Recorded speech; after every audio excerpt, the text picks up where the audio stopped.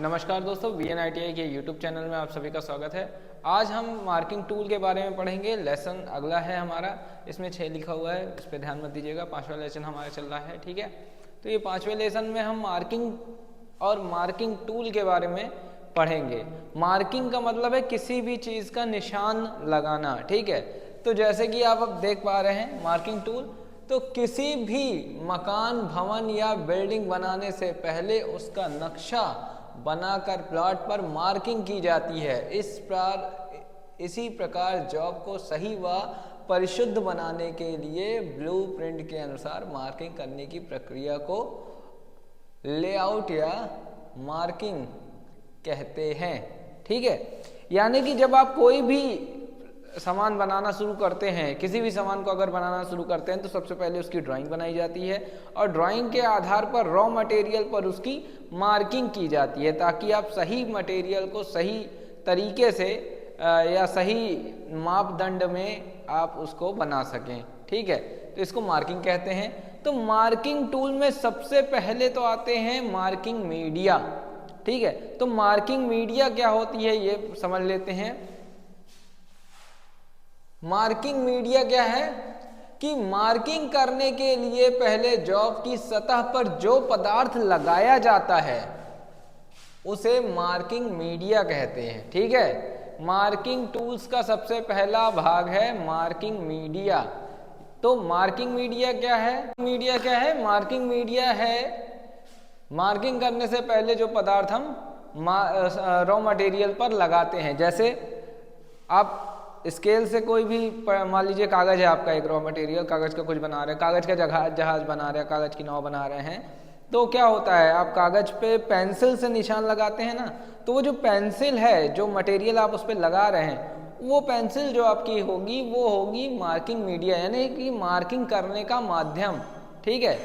किसके द्वारा आप उस पर मार्किंग कर रहे हैं, उस पर जो निशान लगते हैं, जो कलर या जो भी स्याही उस पर लगाई जाती है उसे मार्किंग मीडिया कहते हैं। उसी तरह से मेटल पर काम करने वाले कुछ मार्किंग मीडिया यहाँ पर हैं, आप देख सकते हैं। जैसे कि कौन कौन सी मार्किंग मीडिया है? लेआउट डाई, ये एक तरह की डाई होती है, ठीक है। उसके बाद सफेद लेप यानी व्हाइट कोटिंग, उसके बाद पर्शियन ब्लू एक मार्किंग मीडिया होता है। उसके बाद आते हैं ये ब्लैकबोर्ड चौक और नीला थोथा यानी कि कॉपर सल्फेट सॉल्यूशन, ठीक है। ये 5 तरीके के मार्किंग मीडिया होते हैं जो लोहे और धातु से रिलेटेड सारे प्रक्रियाओं में उपयोग किए जाते हैं। तो सबसे पहले पढ़ते हैं लेआउट डाई के बारे में। यह एक प्रकार की स्याही का रंग जैसा द्रव होता है जिसे जॉब की सतह पर ब्रश से लगाया जाता है। इसका उपयोग करने से पूर्व जॉब की सतह पर तेल या ग्रीस आदि को अच्छी तरह साफ कर लेते हैं, ठीक है।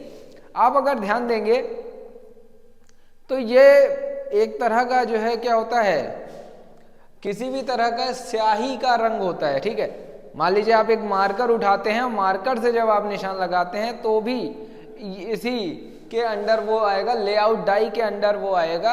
और ये एक तरह का तरल पदार्थ होता है, एक तरल स्याही होती है, ठीक है। और उसको क्या करते हैं, एक ब्रश की सहायता से हम उस पर लगाते हैं, रॉ मटेरियल पर लगाते हैं। तो ये एक लेआउट डाई होता है। इसका एक कंडीशन है, एक शर्त है कि इसको लगाने के लिए क्या होता है, पहले उस जॉब को या उस सरफेस को क्या करें, अच्छी तरह साफ कर लें, उसमें तेल या ग्रीस जैसी कोई भी गंदगी उसमें ना रहे, ठीक है। अगले पे आते हैं। नेक्स्ट आपका जो वो होता है मार्किंग मीडिया होता है, वो होता है वाइट कोटिंग।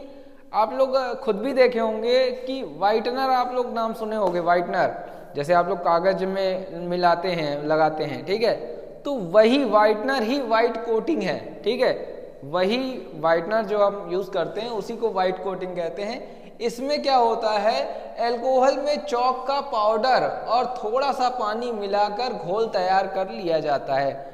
जो उसमें जो लिक्विड भरा होता है मार्कर में, आपके आपके व्हाइटनर में जो लिक्विड भरा होता है उसमें अल्कोहल, पानी और चूने का पाउडर मिला होता है। ठीक है, देखिए क्या लिखा हुआ है, पानी मिलाकर घोल तैयार कर लेते हैं। अल्कोहल मिलने से जॉब की सतह पर जंग नहीं लगता तथा लेप शीघ्रता से सूख जाता है। इसका उपयोग ब्रश द्वारा जॉब पर किया जाता है।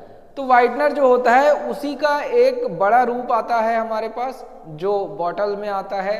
ठीक है, उसमें ब्रश डाल के हम उस पर लेपिंग करते हैं, मार्किंग करते हैं, और उसमें क्या होता है, अल्कोहल मिला होता है, पानी मिला होता है और चूने का पाउडर मिला होता है। चूने का पाउडर मार्किंग करता है, पानी तरल बनाए रखता है, और जो अल्कोहल होता है उसकी दो खासियत होती है।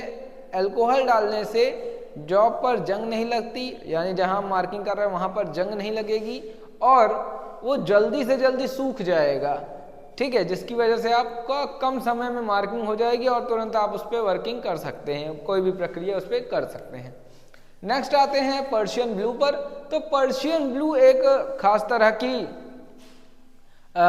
डाई होती है, खास तरह का मार्किंग मीडिया होता है, जो कि बहुत ही साफ सुथरे यानी कि क्लियर जो बन चुके जॉब होते हैं, जो तैयार जॉब होते हैं, उन पर लगाया जाता है। ठीक है, देख लेते हैं। यह मशीन या फाइल द्वारा तैयार की गई सतह पर प्रयोग होता है, यानी कि ये किसी भी रॉ मटेरियल पर नहीं प्रयोग किया जाता है, ये उस मटेरियल पर उपयोग किया जाता है जिस पे ऑलरेडी ऑपरेशन किया जा चुका है। जैसे कि आपने कोई सिलेंडर बनाया, कोई बेलनाकार जॉब बनाया, और वो बेलनाकार जॉब बहुत ही बारीकी से, बहुत ही हल्का सा मोटा रह गया है या पतला रह गया है, तो उसकी मार्किंग करने के लिए आप पर्शियन ब्लू मार्किंग मीडिया का उपयोग करेंगे। उससे क्या होता है, ये बहुत ही पतली लेयर बनाता है और हल्के से भी खरोच से ये लेयर छूट जाती है, जिससे आपको पता चलेगा कि ये हिस्सा रगड़ खा रहा है या ये हिस्सा मोटा है, ये हिस्सा पतला है। यानी कि बेसिकली उसको साफ सुथरी सतह की समतलता की जांच करने के लिए भी उपयोग किया जाता है। नेक्स्ट आते हैं ब्लैक बोर्ड चौक पे, यानी कि जो नॉर्मल चौक आती है जिससे ब्लैक बोर्ड पे लिखा जाता है, उस चौक का वो इस्तेमाल करते हैं मार्किंग मीडिया के रूप में। इस चौक का जो मार्किंग मीडिया होती है, ये चौक जो होती है, इसका उपयोग अधिकतर कास्ट आयरन जैसे धातु के साथ किया जाता है। ऐसी धातुएं जिसका सरफेस यानी कि जिसकी सतह खुरदुरी होती है, यानी कि चिकनी सतह नहीं होती है। अब जैसे कि पर्शियन ब्लू का नाम लिए थे, तो पर्शियन ब्लू मशीनिंग और फाइलिंग द्वारा तैयार जॉब यानी कि जो चिकनी सतह होती है उस पर मार्किंग करने के लिए इसका उपयोग किया जाता है। और ब्लैक बोर्ड चौक जो है वो ऐसा मार्किंग मीडिया है जो रफ सतह यानी कि खुरदुरी सतह पर मार्किंग करने के लिए उपयोग किया जाएगा।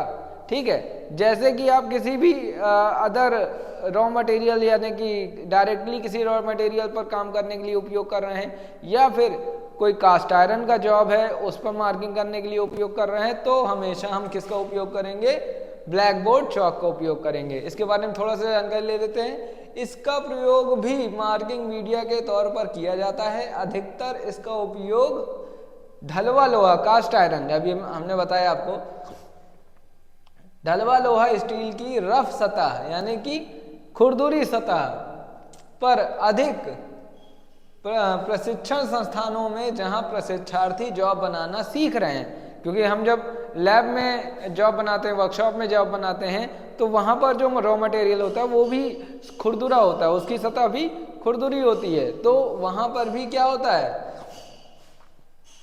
ब्लैक बोर्ड चौक का उपयोग किया जाता है। अच्छा, एक और खासियत है ब्लैक बोर्ड चौक की, क्योंकि ये बहुत सस्ता होता है, इस वजह से सभी प्रशिक्षण संस्थानों में भी इसका उपयोग आसानी से किया जाता है, क्योंकि आसानी से अवेलेबल होता है। ठीक है, नेक्स्ट आते हैं नीला थोथा यानी कि कॉपर सल्फेट सॉल्यूशन।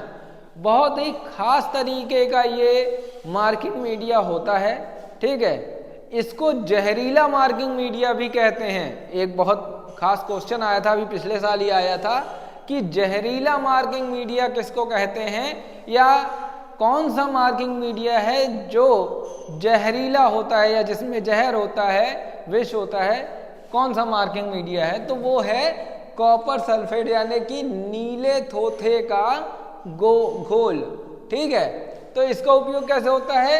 इसको बनाने के लिए कॉपर सल्फेट के पाउडर को पानी में घोलकर कुछ बूंदे नाइट्रिक अम्ल, नाइट्रिक एसिड के सोरे के तेजाब की डाली जाती है। यानी कि इसमें कॉपर सल्फेट के पाउडर को पानी में घोलकर उसमें थोड़ा सा नाइट्रिक एसिड या तेजाब डाला जाता है।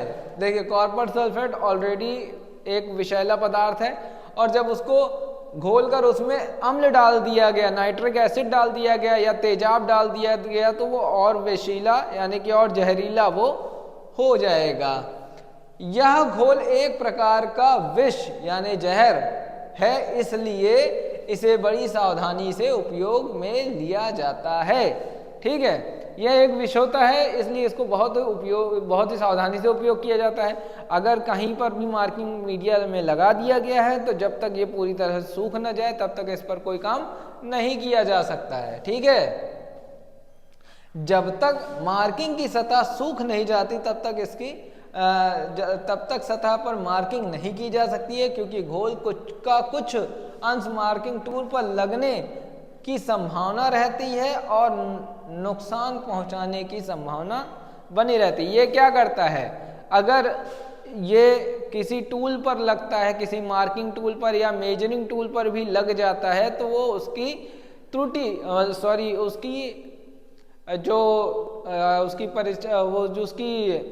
कह सकते हैं आप मार्किंग करने की क्षमता या मेजरिंग करने की जो क्षमता है, जो परिशुद्ध क्षमता है, यानी कि कम से कम जो एक्यूरेसी के साथ वो जॉब को मार्किंग कर सकता है, उसको इफेक्ट करता है, उसको ये नुकसान पहुंचाता है। ठीक है, और जहरीला है, अगर हमारे हाथ पर या मुंह पर या कहीं और भी कहीं टच हो जाता है ये, तो हमारे लिए विष का कार्य करेगा।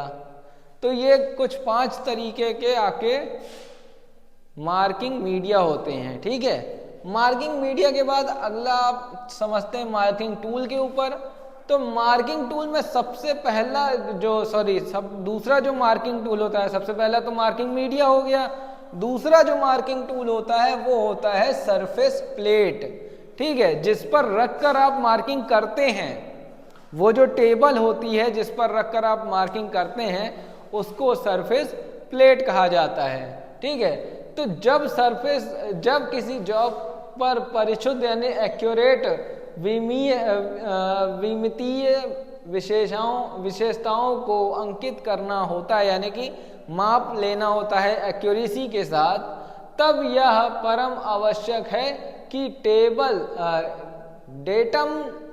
डेटम प्लेन पूर्णतः समतल हो, यानी डेटम लाइन जो होती है समतल सतह, वो पूर्णतः समतल हो। समतल सतह को डेटम मानने से विमीय परिशुद्ध हो जाता है, अपरिशुद्ध हो जाता है। मशीन शॉप के कार्यों के लिए यह सबसे अधिक उपयोग में लाने वाला डेटम सतह सरफेस प्लेट व नंबर प्लेट है। ठीक है, कहने का मतलब ये है कि डेटम लाइन जो होती है, डेटम लाइन का मतलब क्या है? एक समतल सीधी रेखा, ठीक है, क्षैतिज रेखा, जिसके अंतर पे सारी ही प्लेटें आती हैं। ठीक है, तो एक वर्किंग प्लेट जो होती है जिस पर हम मार्किंग करते हैं उसे सरफेस प्लेट कहते हैं, और वो डेटम लाइन पर एकदम सीधी और समतल होनी चाहिए। ठीक, तो सरफेस प्लेट बेसिकली क्या होती है? एक हार्ड स्टील या कास्ट आयरन या ग्रेनाइट के पत्थर की बनी हुई एक बड़ी सी वर्किंग प्लेट होती है जिस पर हम वर्किंग करते हैं, काम करते हैं।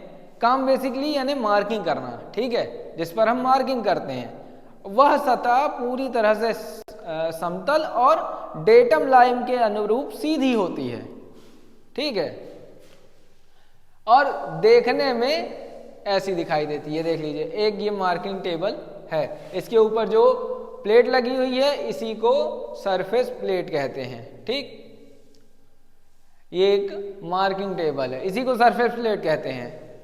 नेक्स्ट आते हैं, अगला टूल है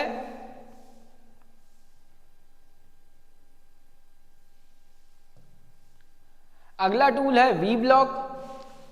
वी ब्लॉक जो होता है वो एक विशेष प्रकार का मार्किंग या सपोर्टिंग टूल कह लीजिए, ठीक है। एक ये मार्किंग टूल तो है, ये सपोर्टिंग टूल कह सकते हैं हम इसको, क्योंकि ये क्या करता है, ये बेलनाकार जॉब को सपोर्ट दे यानी सहारा देता है, ठीक है। यानी कि अब ये ऐसा कुछ दिखाई देता है, ध्यान से देखेंगे तो ये ऐसा दिखाई देता है और 3D में ये ऐसा दिखाई देता है, ठीक। ये एक double bevel single groove V block है। ये वी ब्लॉक का काम क्या होता है कि जो गोलाकार या जो बेलनाकार जॉब होते हैं, जैसे कि मान लीजिए कि ये बेलनाकार जॉब है, ऐसे कोई बेलनाकार जॉब है, ठीक है, ऐसा, ठीक है। तो उस पे डायरेक्टली ऊपर सीधा मार्किंग करना इम्पॉसिबल हो जाता है। क्यों?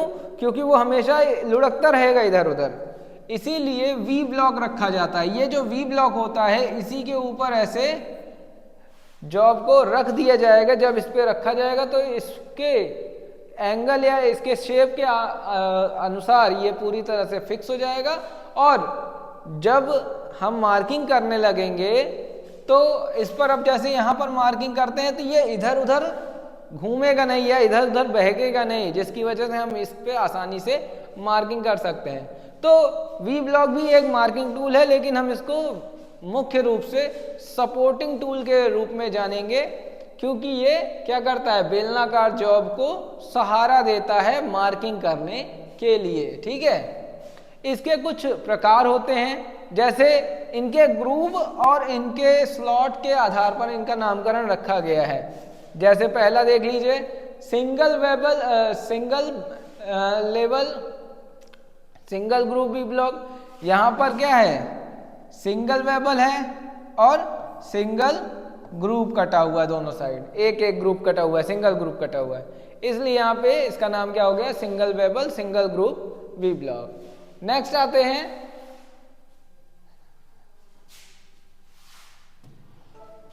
अब जैसे कि यहां पर देख पा रहे हैं लिखा हुआ है single level double groove V block. तो यहां पर आप देख पा रहे हैं जैसे यहां पर एक ही स्लॉट कटी थी दोनों साइड, यहां पर क्या है, दो स्लॉट कटी हुई हैं, है ना। तो ये हो गया सिंगल वेबल और डबल ग्रुप वी ब्लॉक। उसके बाद आते हैं यहां पर, ये है double level single groove V block. तो डबल वेबल क्यों, क्योंकि एक ऊपर वेबल डाला हुआ है, एक नीचे भी वेबल डाला हुआ है, और एक ही यानी सिंगल ग्रुप दोनों साइड कटे हुए हैं, तो ये हो जाएगा double level single groove V block. Next आते हैं, देखिए ये पेयर में, अच्छा ये जो डबल मूव होते हैं ये मोस्टली पेयर में यूज किए जाते हैं। ये हो गया जोड़ा वी ब्लॉक, जो हमेशा पेयर में उपयोग किए जाते हैं, ठीक है। तो जोड़ा वी ब्लॉक जो होते हैं वो हमेशा क्या होते हैं, पेयर में उपयोग किए जाते हैं, थोड़े से लंबे होते हैं, और इनका उपयोग किस में किया जाता है, जो काफी लंबे जो बेलनाकार जॉब होते हैं उनमें इनका उपयोग अधिकतर किया जाता है, ठीक है। तो ये हो गया वी ब्लॉक। नेक्स्ट है marking tool. Next marking tool क्या है, मार्किंग पंच, ठीक है। पंच भी एक तरह का क्या होता है, मार्किंग टूल होता है, निशान लगाने के काम आता है। तो किसी जॉब पर निश्चित माप को स्थायी करने के लिए मार्किंग पंच का उपयोग किया जाता है, समझे। यानी कि मार्किंग मीडिया द्वारा निशान लगाया, ठीक है, और फिक्स करके निशान लगाया। अब वो मार्किंग मीडिया क्या होता है, पानी लगने से, हाथ लगने से, या टूल के लगने से, या घिसाई करने से क्या होता है, मार्किंग समाप्त हो जाती है, हट जाती है, मिट जाती है। तो उस मार्किंग को पक्का करने के लिए, यानी कि वो ताकि मिटे ना दोबारा, उस मार्किंग को पक्का करने के लिए किसका उपयोग किया जाता है, पंच का, मार्किंग पंच का उपयोग किया जाता है। तो इसमें ये लिखा हुआ है, देख लीजिए, किसी भी जॉब के निश्चित माप को स्थायी करने के लिए यानी कि पक्का करने के लिए क्या करते हैं, पंच का उपयोग करते हैं, ठीक है। तो पंच कितने प्रकार के होते हैं, मोस्टली पंच जो होते हैं वो 4 प्रकार के होते हैं, लेकिन आपको मैं बता दूं पंच मुख्य रूप से 7 प्रकार के होते हैं। जैसे सेंटर पंच, यहां पर क्या है, सेंटर पंच, डॉट पंच, ठीक है, प्रिंग पंच, उसके बाद आते हैं पिन पंच, ठीक है, हॉलो पंच।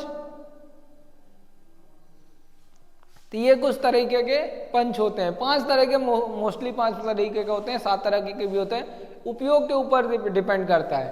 तो अब आ जाते हैं, पहले हम समझ लेते हैं सेंटर पंच को, ठीक है। देखिए इसमें आगे भी लिखा हुआ है पिन पंच, ठीक है, बॉल सेंटर पंच, वेट पंच और सॉलिड पंच और लेटर एंड नंबर पंच, ठीक है। तो ये टोटल 9 तरह के पंच होते हैं, 8 तरह के मोस्टली देखे जाते हैं, 7 तरह के, ठीक है। ये टोटल होते हैं क्या, 9 तरीके के पंच होते हैं। तो सबसे पहले भी आ जाते हैं हम सेंटर पंच पे। तो सेंटर पंच क्या होता है, सेंटर पंच देखिए ध्यान से, तो पंच दिखने में सब एक ही जैसा होता है,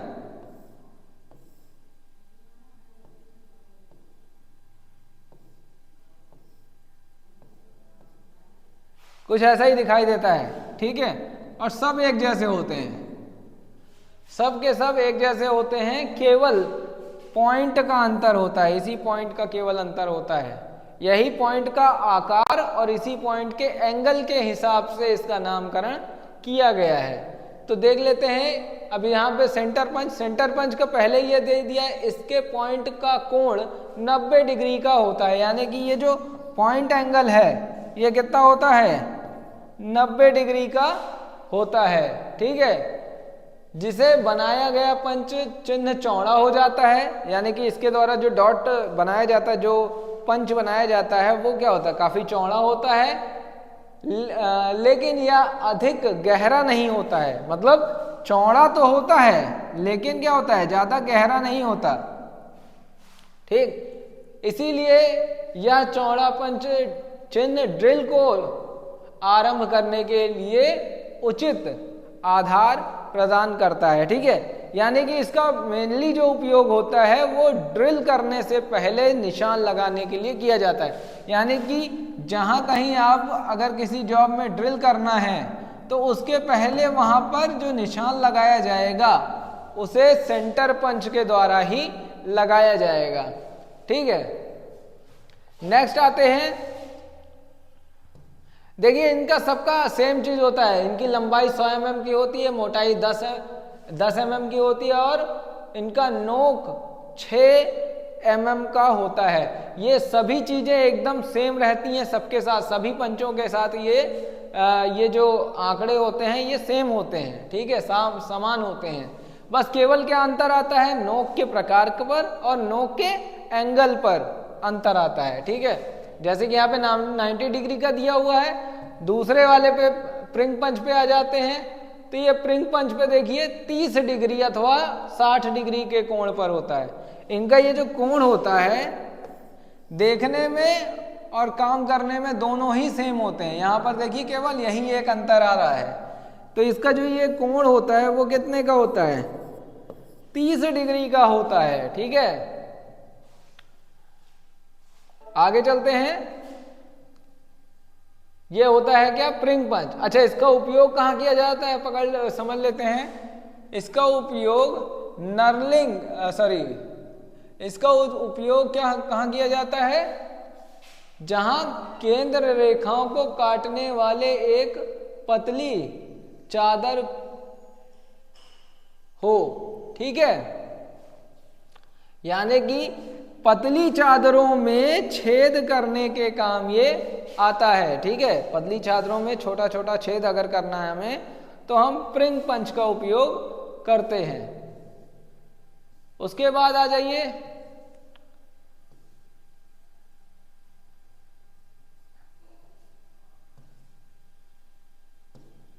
ये आ जाते हैं डॉट पंच पे, ठीक है। ये तीसरा पंच है डॉट पंच। तो डॉट पंच क्या होता है, डॉट पंच भी क्या होता है, पंच का वह औजार यह पंच इस्पात अथवा उच्च कार्बन इस्पात यानी कि हार्ड स्टील या हाई कार्बन स्टील का बना होता है और कठोरीकृत यानी हार्ड और टेम्पर्ड किया जाता है। ठीक है, जितने भी आपके पंच होते हैं उन सभी को हार्ड और टेम्पर्ड किया जाता है और सभी का जो मटेरियल होता है वो होता है हाई कार्बन स्टील या हार्ड स्टील। हार्ड स्टील जो लोकल मार्केट वाले आते हैं वो हार्ड स्टील के होते हैं, जो अच्छी कंपनी के बन के आते हैं वो हाई कार्बन स्टील के होते हैं। ठीक है, और अब अंतर कहाँ आ रहा है? अंतर यही आ रहा है केवल जो इसका कोण, डॉट पंच का जो कोण होता है वो 60 डिग्री का होता है। ठीक है, यानी कि यहां जो ये कोण बन रहा है,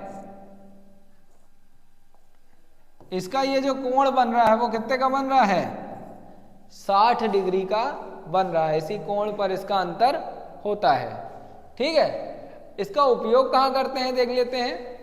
तो इसका उपयोग किया जाता है त्रिज्या, चाप आदि खींचने के लिए इसका उपयोग किया जाता है। यानी कि कहीं भी त्रिज्या काटनी होगी, कहीं भी चाप काटना होगा, या कभी कभी जब हम सेंटर पंच का उपयोग करते हैं और ज्यादा गहरा गड्ढा नहीं हो पाता है तो उसकी जगह पर डॉट पंच का उपयोग भी हम कर लेते हैं ड्रिल मशीन के निशान लगाने में। ठीक है, नेक्स्ट चलते हैं। चौथा आ गया हॉलो पंच। ये थोड़ा सा अलग प्रकार का पंच होता है। जो हॉलो पंच होता है वो कुछ ऐसा दिखाई देता है, देखिए ये कुछ ऐसा दिखाई देता है। ठीक है, हॉलो पंच का उपयोग कहाँ होता है देख लेते हैं। हॉलो पंच क्या होता है?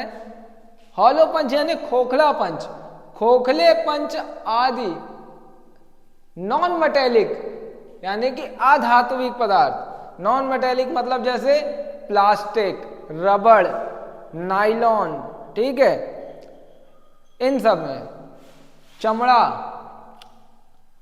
तो ऐसे नॉन मेटेलिक पदार्थ में बेलनाकार छिद्र बनाने के लिए इनका उपयोग किया जाता है। अच्छा ध्यान दीजिएगा, कभी तो आप कभी अगर बेल्ट लेने गए होंगे मार्केट में और उसने छेद बनाना होगा एक्स्ट्रा, तो एक्स्ट्रा छेद बनाने के लिए वो जो पंच का उपयोग करता है उसे हॉलो पंच कहते हैं यानी खोखला पंच कहते हैं। ठीक है, मोस्टली उसका उपयोग कहाँ किया जाता है? चमड़े में छेद करने के लिए, जैसे बेल्ट वगैरह में छेद होता है। ठीक है, या फिर प्लास्टिक या फिर नरम प्लास्टिक, ठीक है, इन सब खोखली जगहों पर छेद करने के लिए इसका उपयोग किया जाता है। क्या करने के लिए? बेलनाकार छेद बनाने में। कैसे? नॉन मेटेलिक पदार्थों में यानी कि अधात्विक पदार्थ जिसमें धातु के कण नहीं होते हैं, ऐसे पदार्थों में क्या होता है? छेद बनाने के लिए, बेलनाकार छेद बनाने के लिए इसका उपयोग किया जाता है। ठीक, ये 1 mm के अंतर से 1.5 mm के अंतर, 1 mm के अंतर से 1.5 mm से 13 mm तक की साइज में उपलब्ध होते हैं। यानी कि कैसे? 1.5 mm, 2.5 mm, 3.5 mm, ठीक है, ऐसे करते करते 13 mm मोटा छेद बनाने के लिए ये उपलब्ध होते हैं अलग अलग साइज में। ठीक है, इनका उपयोग हमेशा हैमर के साथ ही किया जाता है। देखो लिखा हुआ है, खोखले पंच का उपयोग मुख्यतः रबड़ की चादर, कोक की चादर तथा चमड़ों के टुकड़ों में अधिक किया जाता है। यानी कि बेल्ट वगैरह में जो छेद करते हो वो हॉलो पंच से छेद किया जाता है। ठीक है, नेक्स्ट आते हैं पिन पंच पे। थोड़ा अलग तरीके का पंच होता है, ये कहीं छेद वेद नहीं करता है।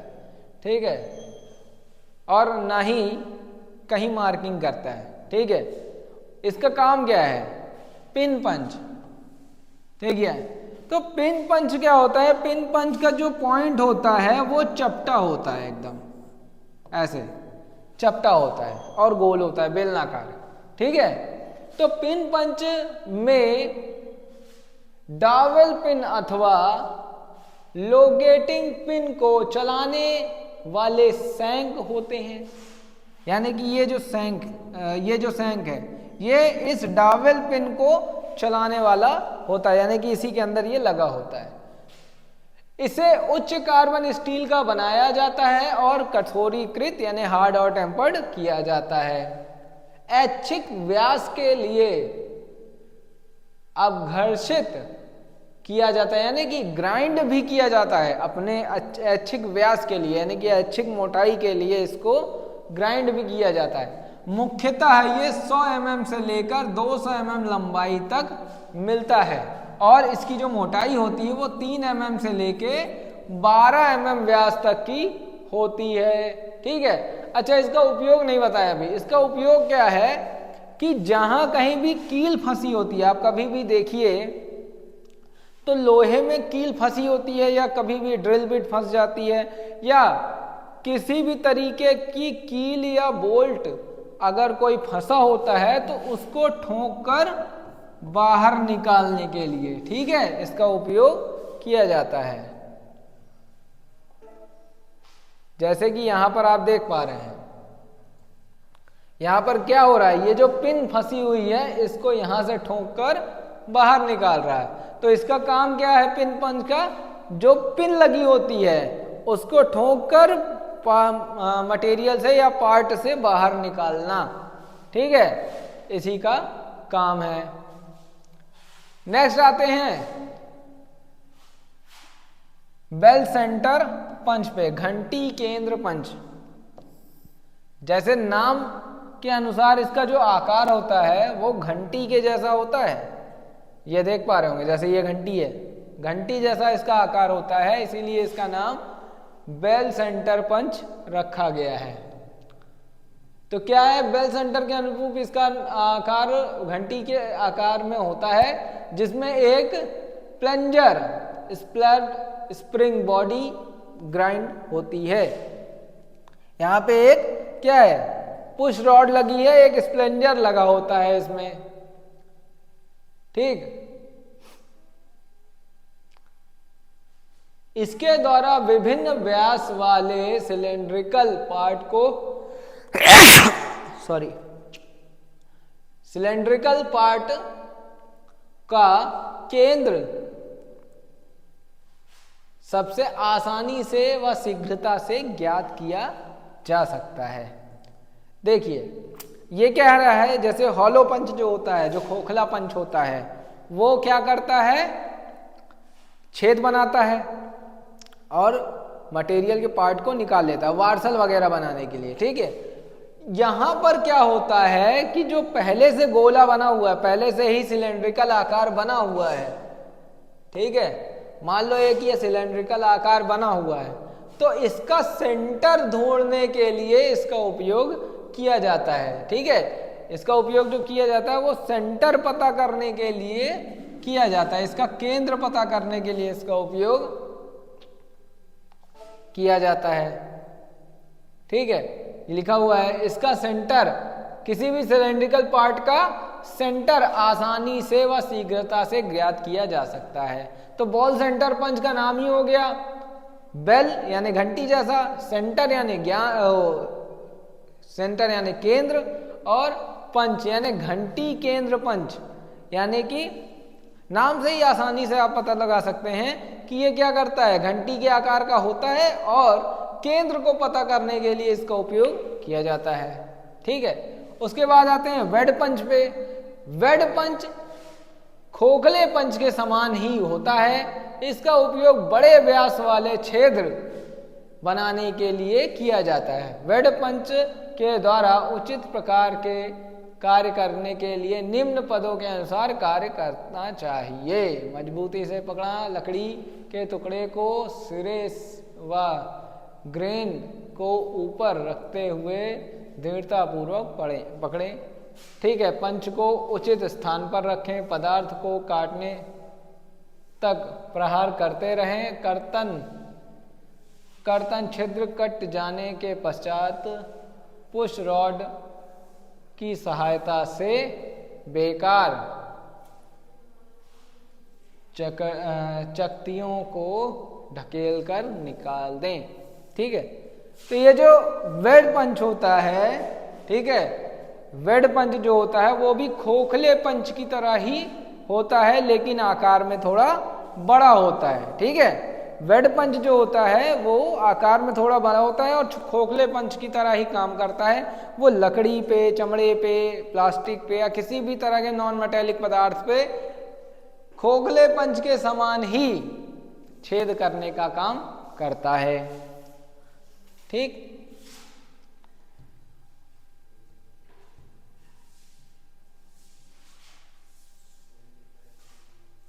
नेक्स्ट आते हैं सॉलिड पंच पे। सॉलिड पंच यानी कि ठोस पंच। ठोस पंच का क्या काम है? तो धातु चद्दर यानी कि धातु की शीट, मेटल शीट में रिवेटिंग के लिए यह आवश्यक है कि रिवेटिंग का छिद्र समान दूरी पर हो। धातु चद्दर पर इस प्रकार की रिवेटिंग बनाने के लिए प्रायः ठोस पंच का उपयोग किया जाता है। ठीक है, यानी कि किसी भी दो मेटल को जब हम रिवेटिंग के द्वारा जोड़ रहे होते हैं तो उनके केंद्र को, उनके जो होल होते हैं उनको एक समान बैठाने के लिए और एक अच्छे होल बनाने के लिए शीट मेटल में, किसी भी शीट मेटल में एक प्रॉपर होल बनाने के लिए सॉलिड पंच का उपयोग किया जाता है। ठीक है, इसके जो किनारे होते हैं वो धारदार होते हैं। नेक्स्ट आते हैं, एक और स्क्राइबर बचा हुआ था, सॉरी एक और पंच बचा हुआ था, वो था नंबर एंड लेटर पंच।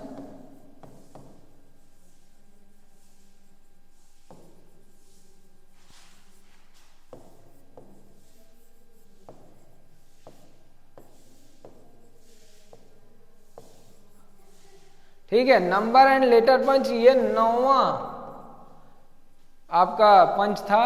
अच्छा, इसका क्या काम है बता दे रहे हैं आपको। ये एक तरीके का पंच होता है, ऐसे चौकोर आकार में होता है। ठीक है, ऐसा चौकोर होता है और यहाँ पर कुछ डिजाइन बनी होती है। डिजाइन मोस्टली क्या बना होता है, 1 2 3 4 5 अलग अलग तरीके के नंबर या ABCDEF ऐसे अलग अलग तरीके के लेटर्स इस पर छपे होते हैं। और जब हमें उस जॉब पर या किसी भी मटेरियल पर या किसी भी सामान पर कोई भी नाम या नंबर डालना होता है, मान लो हमने एक जॉब ऐसे बनाया, ठीक है, अब इस पे बनाया और इसमें लिखना है हमें, मान लीजिए हमें लिखना है कि ये 13 सेंटीमीटर चौड़ा है। ठीक है, तो 13 सेंटीमीटर ऐसे लिखना है हमें। ठीक, तो उसके लिए क्या करेंगे हम, 1 3 C और M का नंबर और लेटर पंच ले लेंगे। पहले 1 को ठोकेंगे, फिर 1 छपेगा, फिर 3 को ठोकेंगे तो 3 छपेगा, फिर C को लेके ठोकेंगे तो C छप जाएगा। यानी 2 नंबर और 2 लेटर पंच से हमने ये लिख लिया, समझे। यानी कि नंबर और लेटर पंच का काम क्या है, अक्षरों को लिखना, वहां पर जो डिटेल डालनी है, जो डिटेल लिखना है। जैसे कि आप कोई गाड़ी खरीदो, देखो लिखा रहता ना, महिंद्रा की गाड़ी है, टाटा की गाड़ी है, तो वो जो लिखा हुआ है टाटा, ठीक है, किसी शीट मेटल पे भी लिखा होता है, ध्यान दीजिए, है ना, या बॉडी के अंदर के किसी पार्ट पर लिखा होता है, किसी मेटल पर लिखा होता है, तो वो इसी प्रकार लिखा जाता है। ठीक है, नंबर और लेटर पंच के आधार पर ही लिखा जाता है मोस्टली, जैसे चेसिस नंबर, ठीक है, चेसी नंबर जो लिखा जाता है वो भी लेटर और नंबर पंच के आधार पर लिखा जाता है। ठीक है, इसी का उपयोग करके लिखा जाता है। तो ये आपका 9वां पंच हो गया। नेक्स्ट आते हैं अगले मार्किंग टूल पर, ये है स्क्राइबर। ठीक है, स्क्राइबर 2 तरह के होते हैं। एक तो होता है स्क्रैपर जो लिखा हुआ है,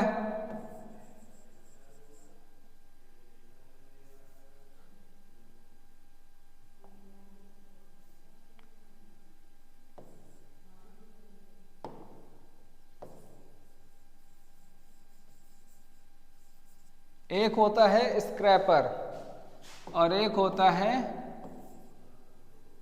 स्क्राइबर। ठीक है, दो अलग अलग चीजें होती हैं। स्क्राइबर जो होता है वो खरोच कर निशान लगाने के काम में आता है, कुछ ऐसा होता है, ठीक है, पेन की तरह। और जो स्क्रैपर होता है वो खरोच कर मटेरियल हटाने के काम में आता है। जैसे आप खुरपी जानते हैं, खुरपी जिससे घास वगैरह काटी जाती है, तो वो एक ऐसे चौरसी टाइप का होता है, चपटा सा, वैसे खोदते हैं, आगे की तरफ डालते हैं, तो वो क्या होता है, घास को काट देता है, निकाल देता है, खोद के निकालता है। तो खोदने के लिए जो उपकरण उपयोग होता है उसे क्या कहते हैं, स्क्रैपर कहते हैं। खोदने के लिए किसी भी तरीके से आप किसी दही के बर्तन में से या दही के किसी भी बड़े बर्तन में से आप जब किसी कलछुल को डालकर मटेरियल निकाल लेते हो, दही का वो हिस्सा कट जाता है, तो वहां पर जगह बन जाती है ना। तो आपने वो जो प्रक्रिया की उसे कहते हैं स्क्रैपिंग। ठीक है, आपने खोद कर उसको वहां से निकाल लिया और वहां पर एक जगह बन गई। ठीक है, तो स्क्रैपिंग का अभिप्राय देखिए यहां पर लिखा हुआ है, स्क्रैपिंग का अभिप्राय है कि किसी धातु को छील कर उसकी ऊपरी सतह को तराश कर परिशुद्ध तथा चिकनी सतह प्राप्त करना। यानी कि किसी भी चीज को खोद कर, खरोच कर, किसी भी मटेरियल को खरोच कर उसकी सतह को चिकना बनाना। ठीक है, इसे इस प्रक्रिया को स्क्रैपिंग कहते हैं। और जिस टूल के द्वारा इसको किया जाता है, इसका काम किया जाता है, प्रक्रिया की जाती है, उसे स्क्रैपर कहते हैं। आगे चलते हैं।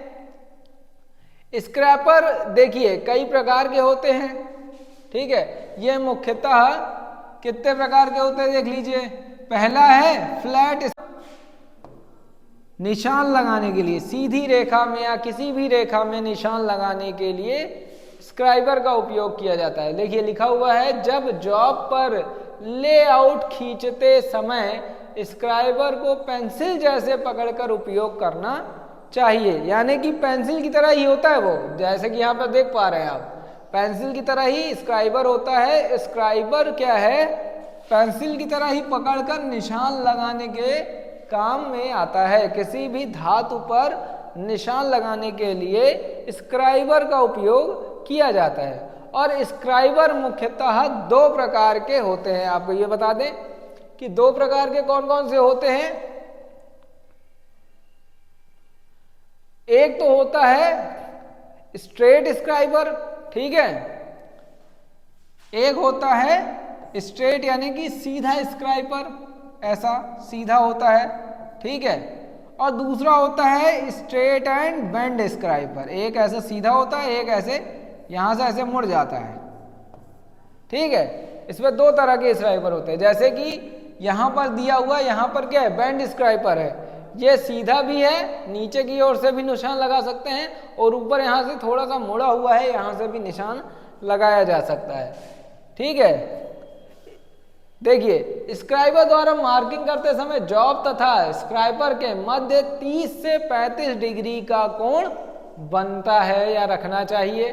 ठीक है, स्क्राइबर को सभी हार्ड सतह पर प्रयोग नहीं किया जा सकता, ये नर्म सतह पर ही प्रयोग करने लायक होता है। ठीक है, इसका जो नोकीला पॉइंट होता है, इस पॉइंट को हार्ड और टेम्पर्ड किया जाता है, और ये भी हाई कार्बन स्टील का बना होता है। ठीक है, नेक्स्ट आते हैं मार्किंग ब्लॉक के लिए सतह गेज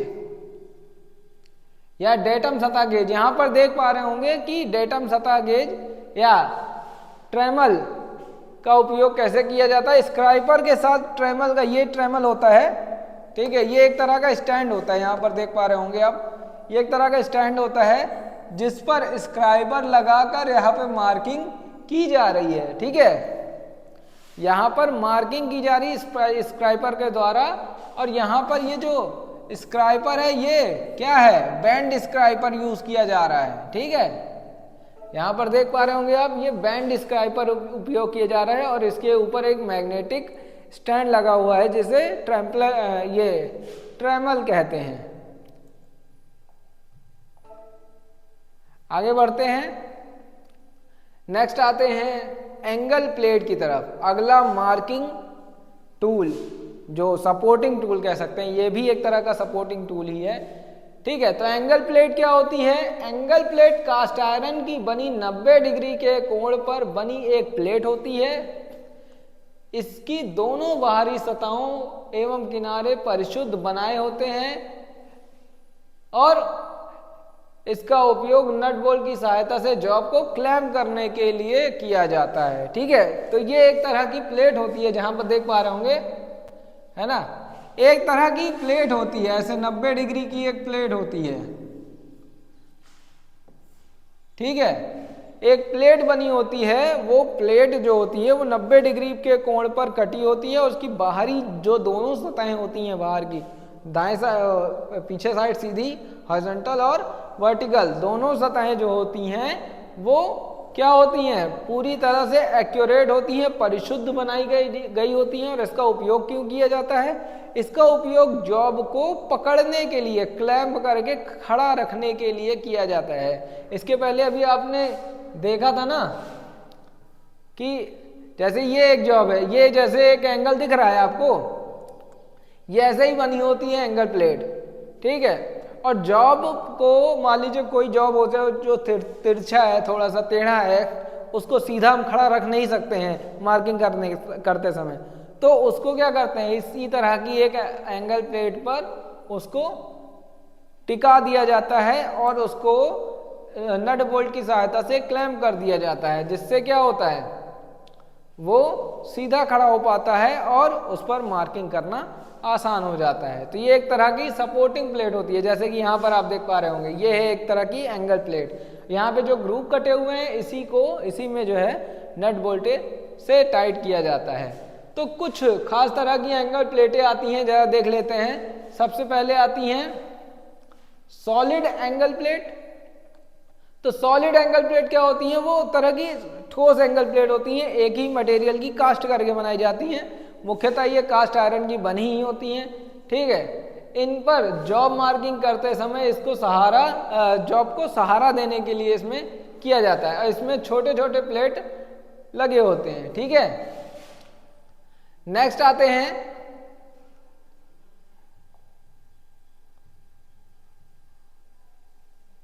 एडजस्टेबल एंगल प्लेट पर। तो ये एडजस्टेबल देखिए एंगल प्लेट है, इसको किसी भी एंगल पर, किसी भी क्षैतिज एंगल पर इसको क्या कर सकते हैं, सेट कर सकते हैं। ठीक है, मान लीजिए हमको जॉब ऐसे पकड़ के मार्किंग करनी है, तो इस एंगल को क्या कर सकते हैं, ये ऐसे एक एंगल है, इसको किसी भी एंगल पर ऐसे हम लगा सकते हैं, किसी भी एंगल पर इसको खड़ा कर सकते हैं, जिससे हम जॉब को ऐसे फंसा देंगे और हम इस पे मार्किंग कर पाएंगे। यहाँ पर एक डायल लगा हुआ है जिसकी वजह से ये किसी भी एंगल पर घूम सकता है। उसके बाद आते हैं बॉक्स प्लेट पर। ये बॉक्स एंगल प्लेट होती है। तो बॉक्स एंगल प्लेट आपको हम दिखा दे रहे हैं, ये होती है।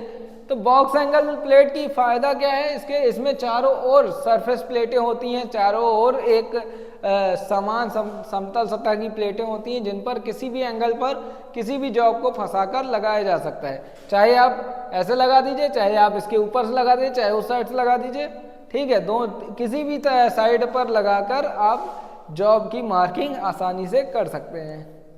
नेक्स्ट आते हैं, देखिए slotted type angle plate. Slotted type angle plate जो होती है वो भी सॉलिड एंगल प्लेट की तरह ही होती है, लेकिन उसमें क्या होता है, जैसे सॉलिड एंगल प्लेट में आप देख पा रहे होंगे यहाँ पे 2 स्लॉट कटे हुए हैं छोटे छोटे, जिसमें नट बोल्ट की सहायता से किसी भी जॉब को फंसा के क्लैंप किया जा सकता है।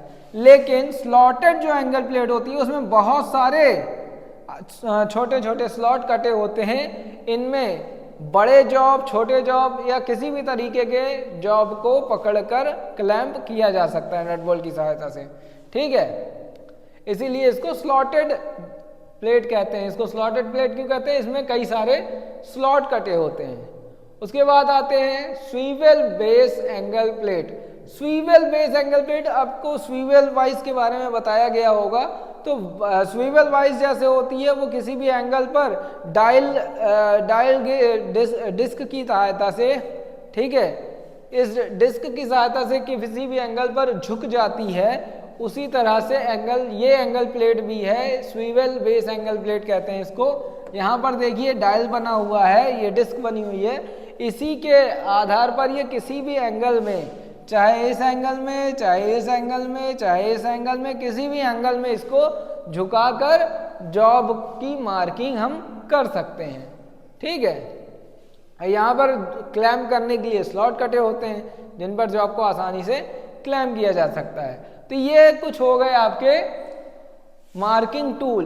ठीक है, मार्किंग टूल भी इसमें है और मार्किंग करने के लिए जो सपोर्ट होते हैं, सपोर्टिंग टूल होते हैं, वो भी मार्किंग टूल के अंडर में आते हैं। इसके बाद ये लेसन आपका यहाँ पर समाप्त हो जा रहा है मार्किंग टूल का। अगले लेसन में हम अगले चर्चा करेंगे। ठीक है, और हमने यहाँ पर कुछ संक्षिप्त में इस लेसन को कंप्लीट किया है। इसका पूरा लेसन पढ़ने के लिए या अधिक जानकारी के लिए आप क्लास में आके क्लास ले सकते हैं। ठीक है, क्लास लेंगे तो आपको पूरी जानकारी इसके बारे में हो पाएगी। ठीक है, और अगर वीडियो अच्छा लग रहा है तो इसे लाइक करें, सब्सक्राइब करें और हमारे चैनल को आगे बढ़ाएं। धन्यवाद।